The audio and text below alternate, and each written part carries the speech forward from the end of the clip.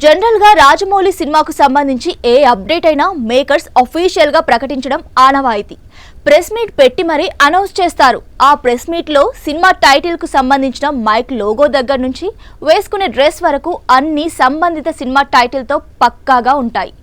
కానీ మహేష్ బాబుతో తీస్తున్న SSMB29 మాత్రం షూటింగ్ ను గురువారం పూజతో ప్రారంభించారు. కానీ దానికి సంబంధించిన ఎటువంటి సమాచారము అఫీషియల్ గా బయటకు రాలేదు.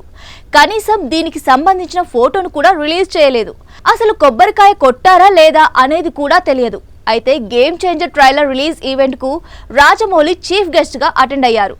ఆ కార్యక్రమంలో యాంకర్ సుమ ఇదే విషయంపై ప్రశ్నించగా మనం తర్వాత మాట్లాడుకుందామంటూ తప్పించుకున్నారు.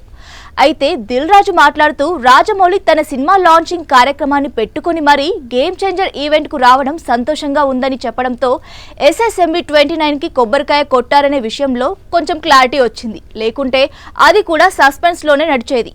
వాస్తవానికి రాజమౌళి సినిమాలకు ప్రచారం అక్కర్లేదు. మహేష్ సినిమాలకు అంతకంటే అవసరం లేదు. అభిమానులే ఆ సినిమాను మోస్తారు. బాహుబలి 2కు ప్రచారానికి అస్సలు ఖర్చు పెట్టలేదని రాజమౌళి చెప్పుకున్నారు. మహేష్ బాబు సినిమాకు కూడా ఆ ఖర్చు అక్కర్లేదు. ఎటొచ్చి ప్రేక్షకులు కోరుకుంటోంది ఓ చిన్న క్లారిటీ, మరో చిన్న అప్డేట్ అంతే. కానీ మహేష్ బాబు సినిమా విషయానికి వచ్చేసరికి రాజమౌళి మారిపోయారు. రాజమౌళి మాత్రమే కాదు, మహేష్ కూడా మారిపోయాడు.